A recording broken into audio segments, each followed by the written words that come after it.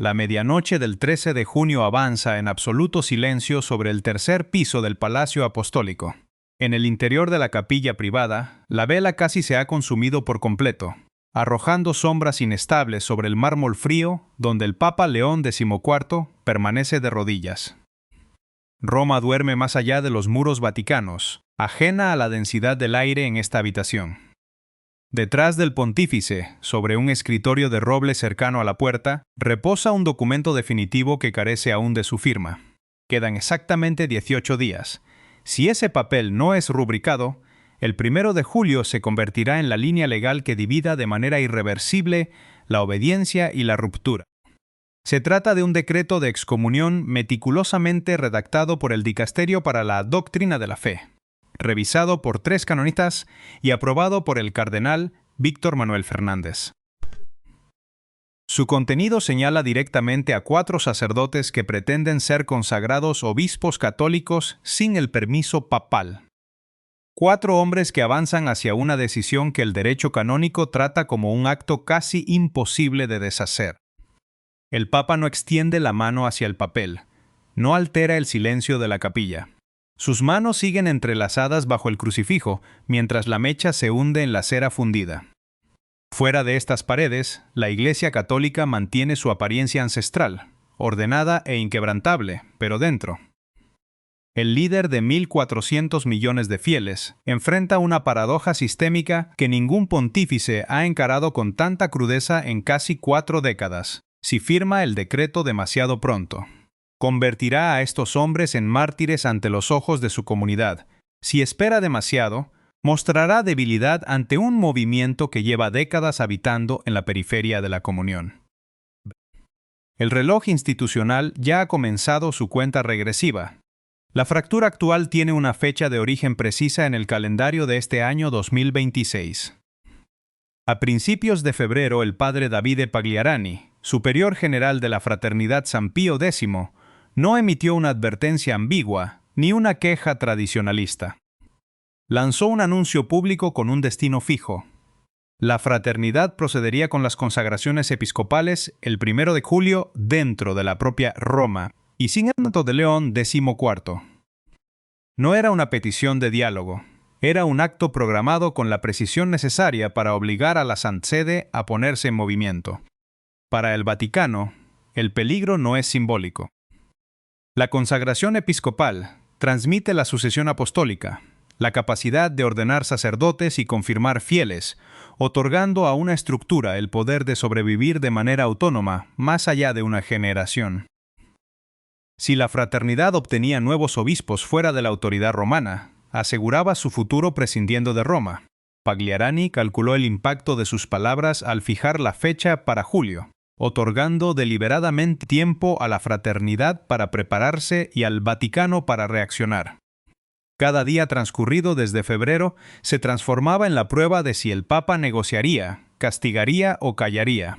La crisis no llegó a la curia como un estallido de ruido, sino como un elemento inamovible en la agenda de la Iglesia. La Fraternidad San Pío X jamás fue una asociación ordinaria. Fundada en 1970 por el arzobispo francés Marcel Lefebvre, bajo la premisa de que la Iglesia había entrado en un periodo de profunda confusión doctrinal tras el Concilio Vaticano II. Construyó su identidad en torno a la misa tradicional en latín y la resistencia a lo que consideraban compromisos teológicos modernistas. Con 6 seminarios en todo el mundo y más 2026 con más de 700 sacerdotes en activo, su centro neurálgico espiritual se ubica en Econe, el seminario de Suiza rodeado por los Alpes. El mismo suelo donde la crisis original estalló en 1988 y donde Lefebvre se encuentra sepultado. Pagliarani, elegido en 2018 por un mandato de 12 años, heredó esta herida abierta.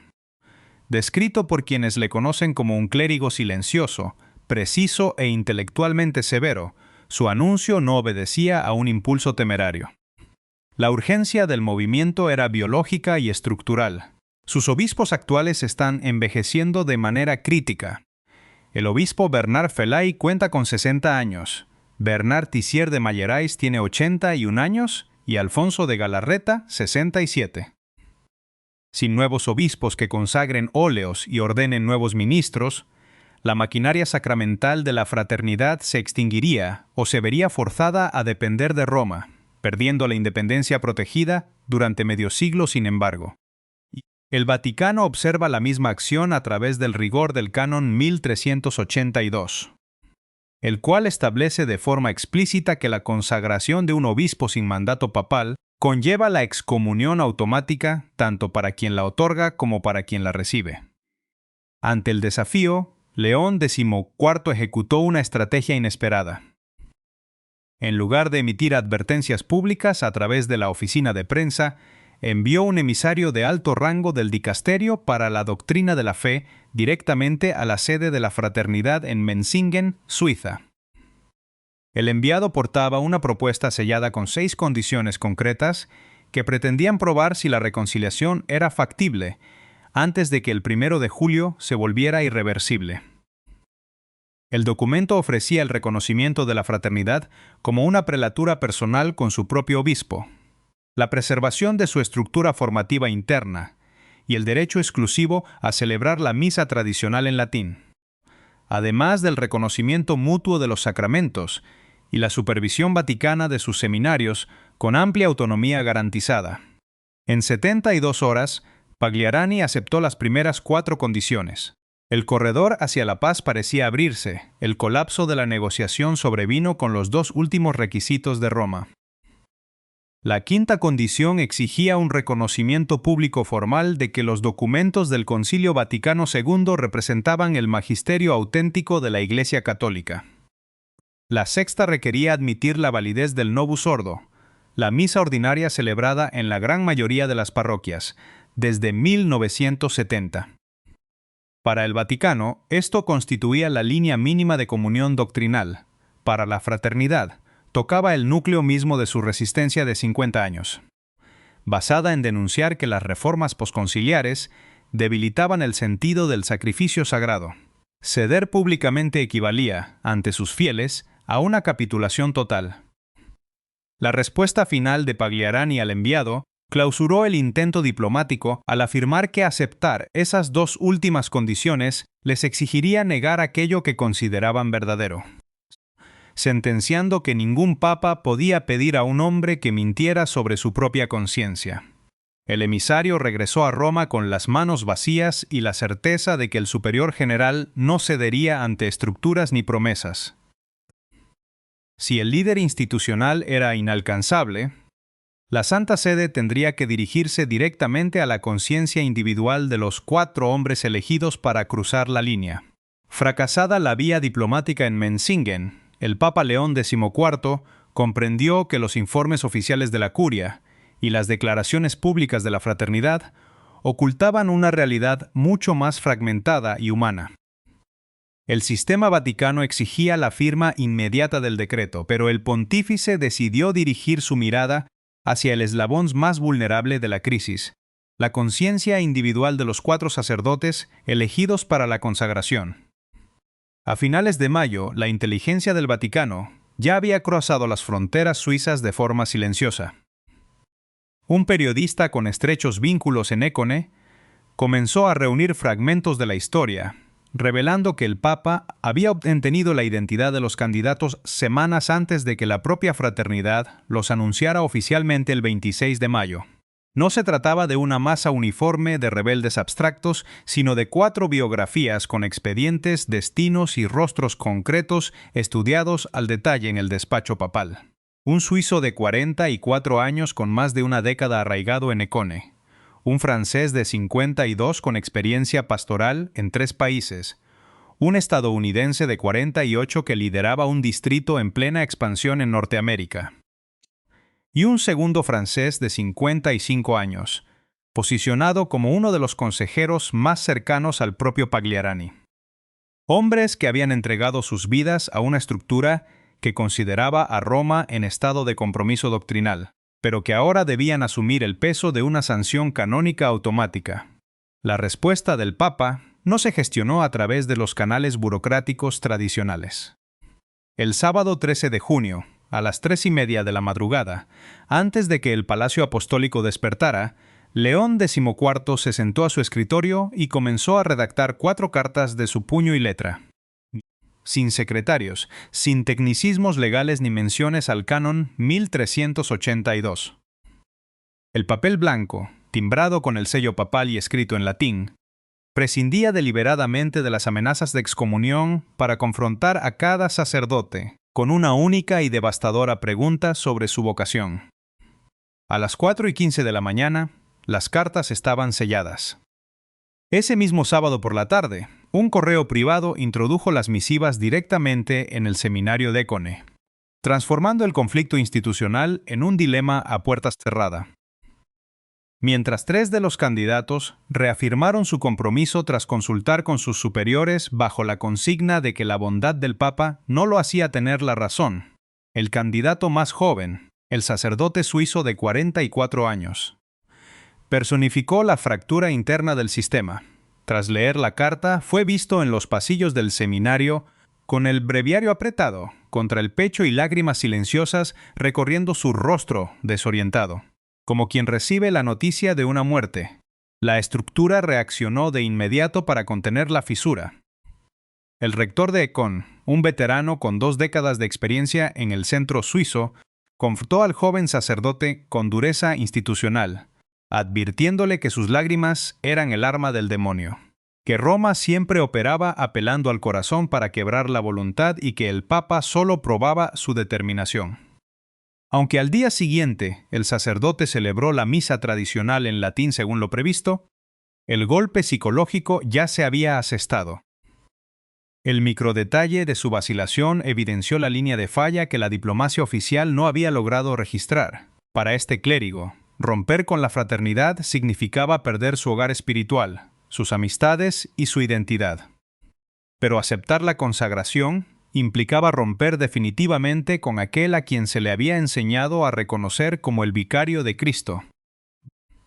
Mientras tanto, la presión abandonaba los despachos eclesiásticos e invadía la realidad cotidiana de los fieles ordinarios.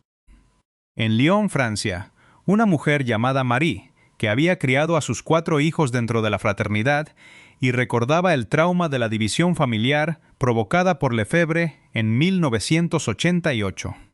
Expresaba el dolor de verse obligada a elegir entre la misa que amaba y el Papa al que respetaba. En Kansas City, una maestra jubilada confesaba perder el sueño al sentir que sus oraciones por el movimiento y por el pontífice tiraban en direcciones opuestas. La misma división silenciosa alteraba el comedor del Seminario de Buenos Aires, donde los seminaristas callaban ante la presencia de otros, divididos entre quienes veían las consagraciones como un acto de fe y quienes las consideraban un acto de orgullo. El conflicto ya no era un expediente sobre un escritorio de roble, sino una grieta abierta en el corazón de comunidades enteras que aguardaban el desenlace. La onda expansiva de la resistencia ya no se podía contener tras los muros de Écone, ni en las habitaciones cerradas del Vaticano. La revelación de que el Papa León XIV estaba interviniendo directamente en las conciencias de los 4 candidatos provocó una profunda tensión en todo el mapa de la fraternidad. Las estructuras oficiales del movimiento intentaron mitigar la alarma, presentando el evento ante los fieles como una celebración histórica y no como una ruptura irreversible. De hecho, una empresa de viajes católica ya promocionaba una peregrinación de 7 días desde Boston para asistir a las consagraciones del 1 de julio. En el entorno de la fraternidad se buscaba suavizar el conflicto, pero en la curia romana el ambiente era de un temor silencioso y denso.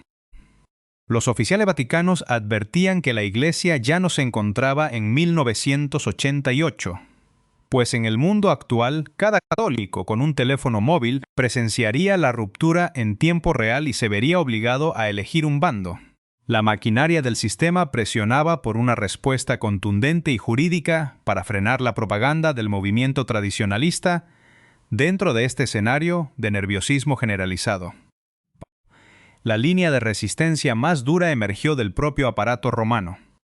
El cardenal Víctor Manuel Fernández, respaldado por la lógica procedimental más estricta, intentó alterar la estrategia del pontífice, Durante una audiencia privada en la primera semana de junio, el prefecto instó formalmente al Papa a firmar el decreto de excomunión ese mismo lunes, argumentando que otorgar 18 días de plazo formal a los destinatarios antes de la ceremonia podría quebrar la resolución de alguno de ellos al ver la sanción ya sellada.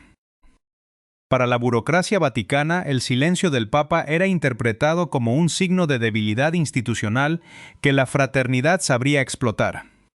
Sin embargo, León XIV opuso una firmeza absoluta frente a las presiones de su propio dicasterio. Su negativa a firmar de manera anticipada no respondía a la indecisión, sino a un análisis minucioso de los errores históricos de 1988. Cuando el decreto de excomunión emitido por el cardenal Bernardín Gantin llegó después del acto, cuando el castigo ya no podía sanar la herida, sino solo calcificarla. El Papa defendió su postura con una claridad cortante ante Fernández, recordándole que un decreto firmado prematuramente no era una palabra de pastor, sino un muro que clausuraba el diálogo. León XIV comprendía que si la Iglesia aplicaba la fuerza de la ley antes de agotar la persuasión, el movimiento tradicionalista se endurecería.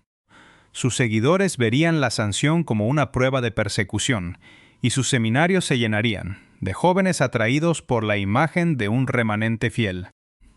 El pontífice recordaba bien, por sus años como obispo en América Latina, cómo las pequeñas rupturas eclesiales terminan convirtiendo el orgullo en principio y la tosudez en fe, dejando desamparadas a las familias ordinarias. Por ello, mantuvo congelado el texto del decreto sobre su escritorio, desarmando la presión de la curia y concentrando toda la fuerza del papado en el aislamiento de la decisión individual de los 4 elegidos. La tensión psicológica alcanzó su punto máximo entre el 13 y el 16 de junio. Tras enviar las cartas manuscritas, el Papa impuso 3 días de absoluto son silencio mediático y administrativo. El Vaticano no emitió comunicados, no envió nuevos delegados ni publicó advertencias en su sitio web.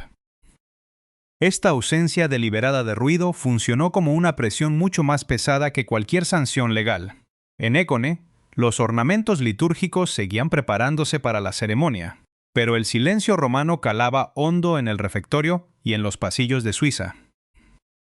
Al regresar a su capilla la noche del 13 de junio, tras rezar el rosario en la penumbra, el Papa anotó una última línea en su diario personal y le confió a su secretario privado una determinación inquebrantable. No firmaría el documento que separara a esos hombres de la Iglesia hasta haber agotado cada palabra disponible. Y según sus propias palabras, todavía le quedaba una palabra por pronunciar. Con el decreto intacto sobre el roble y el reloj avanzando implacable hacia el 1 de julio, la Iglesia entera quedó suspendida en el umbral de un desenlace inminente. La quietud impuesta por el Vaticano se quiebra de manera definitiva, cuando la lógica de la confrontación se traslada al espacio donde las estructuras ya no pueden ocultar las grietas de la conciencia. Es el momento en que las directrices formales de los reglamentos y la rigidez de los calendarios institucionales chocan de frente con la verdad desnuda del individuo. El escenario del conflicto se desplaza hacia el epicentro mismo de la resistencia tradicionalista, el seminario de Écone, donde los preparativos para el 1 de julio se ejecutan bajo una atmósfera densa, cargada de un nerviosismo que ningún protocolo litúrgico logra disimular. La acción que cambia irreversiblemente las reglas del juego no proviene de un estallido público o de una proclamación masiva, sino del peso insoportable de una decisión tomada en la intimidad de una habitación cerrada, que termina por desmantelar la fachada de unidad monolítica de la fraternidad. El joven sacerdote suizo de 44 años, confrontado por los microdetalles de la carta manuscrita del Papa León XIV, decide no callar más. Su respuesta al cuestionamiento papal sobre su vocación se convierte en un manifiesto silencioso pero fulminante que desgarra el tejido de certezas del movimiento. La escena se desarrolla en el espacio sagrado y cotidiano del seminario. El clérigo, que había pasado más de una década formándose entre esas paredes de piedra alpina, y que el día anterior había mantenido la compostura externa al celebrar la misa en latín, decide hacer pública su renuncia a la consagración episcopal frente a sus pares y superiores. No lo hace mediante un discurso teológico abstracto, sino devolviendo el valor a la experiencia humana viva y sufriente que el formalismo legal pretendía ignorar. Al manifestar que no se someterá a la imposición de manos que lo separaría automáticamente de la comunión con Roma, el sacerdote expone el defecto fundamental del sistema: la contradicción de defender la tradición a costa de amputar la obediencia al vicario de Cristo. Sus palabras, impregnadas de la severidad y la melancolía propias de quien lo pierde todo, resuenan en el refectorio y en los pasillos de Écone con la fuerza de un derrumbe. La reacción de los presentes es de un estupor absoluto. Las pausas entre las respiraciones se vuelven eternas. Los rostros de los seminaristas y los superiores veteranos, habituados a la disciplina inquebrantable, se tensan ante la evidencia de que la unidad oficial era una simulación.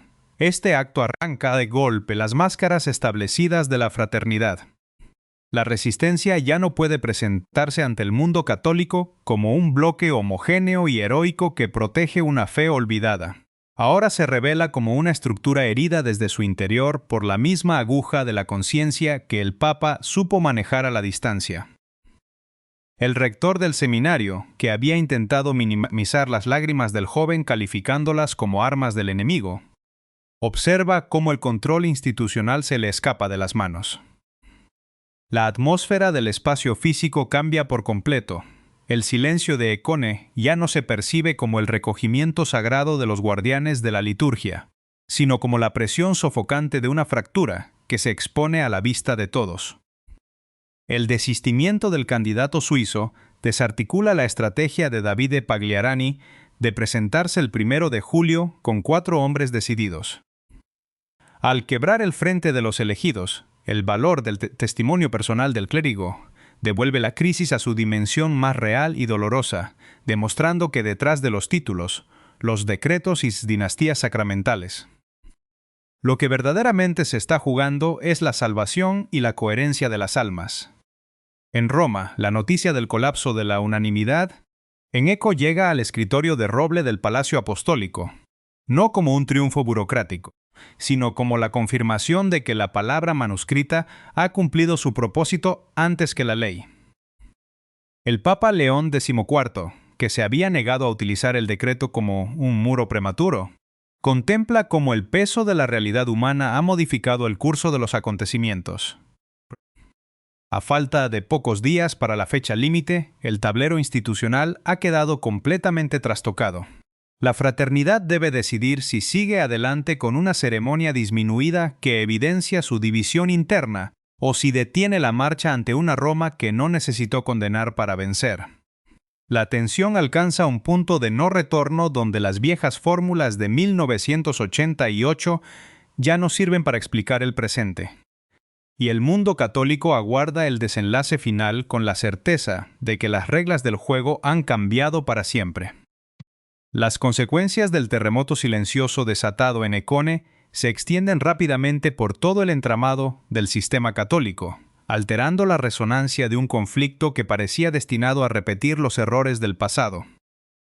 La decisión del candidato suizo de retirarse antes de cruzar la línea canónica definitiva debilita la fachada de unanimidad absoluta que la Fraternidad San Pío X había sostenido desde el anuncio de febrero. Aunque la maquinaria institucional del movimiento tradicionalista mantiene sus preparativos para el 1 de julio, la realidad práctica del evento se ha transformado. Las repercusiones a largo plazo comienzan a manifestarse en la forma en que los fieles ordinarios procesan la crisis. El bloque monolítico se ha fracturado y la presión del tiempo ya no juega únicamente en contra del Vaticano, sino también en contra de una estructura que debe lidiar con sus propias contradicciones internas ante los ojos de una comunidad global hiperconectada a nivel local. La transformación se hace visible en los rostros y en los espacios cotidianos de los personajes que originalmente encarnaban la vulnerabilidad de esta historia. En Lyon, Marie contempla el desenlace desde la mesa de su comedor. el mismo lugar donde 38 años atrás vio a sus padres dividirse por la herencia de Marcel Lefebvre. Para ella, el gesto del joven sacerdote suizo no es una derrota del movimiento, sino una tregua necesaria, que evita que sus propios nietos hereden una fractura irreversible. La dolorosa necesidad de tener que elegir entre la misa tradicional en latín y la comunión con el Papa pierde parte de su urgencia asfixiante, abriendo un espacio para una convivencia que ya no se define por la confrontación legal. En Kansas City, la maestra jubilada que pasaba las noches en vela encuentra en el desenlace una respuesta pacífica a sus oraciones contrapuestas, mientras que en el seminario de Buenos Aires, el silencio sepulcral del refectorio deja de ser una barrera de desconfianza para convertirse en un espacio de reflexión profunda sobre el verdadero significado de la fidelidad y el orgullo. El joven sacerdote de 44 años, que caminaba por los pasillos con el breviario contra el pecho, permanece en el seminario de Suiza, pero su realidad ha cambiado por completo. Al negarse a ley sobre sus convicciones y al asumir el costo humano de perder amistades y la seguridad de su estructura, ha devuelto al movimiento a su dimensión más íntima. Él ya no es el eslabón de una dinastía sacramental, destinada a asegurar la supervivencia independiente de la fraternidad, sino un hombre que ha preferido la intemperie de la incertidumbre antes que la seguridad de una ruptura sellada. Su decisión demuestra que las líneas de falla de las grandes instituciones no se resuelven con la fría aplicación de los decretos curiales, sino a través del desgaste silencioso de las conciencias individuales. La historia regresa finalmente al epicentro donde todo comenzó, cerrando el círculo en la intimidad del tercer piso del Palacio Apostólico. En la noche, el Papa León XIV vuelve a encontrarse a solas en su capilla privada, frente al mismo suelo de mármol que retiene el frío de Roma. Sobre el escritorio de roble, el decreto de excomunión preparado por el cardenal Fernández y el dicasterio para la doctrina de la fe sigue esperando una firma que el pontífice prefirió postergar en favor de la palabra manuscrita. La vela, ahora nueva y de llama constante, ilumina un documento que ha perdido su urgencia inmediata, pero no su valor de advertencia. León XIV ha demostrado que la lógica del sistema y el rigor del derecho canónico cobran verdadero sentido solo cuando se agotan todos los esfuerzos por salvaguardar la experiencia humana viva. La conclusión institucional y existencial de la crisis queda sellada en la penumbra de la estancia. La Iglesia sobrevive a sus rupturas más profundas no cuando levanta muros legales con la celeridad de un decreto, sino cuando sus pastores sostienen el peso del silencio, asumiendo que la unidad es una llaga que requiere tiempo, paciencia y el valor de hablar directamente al corazón antes de permitir que hable la ley.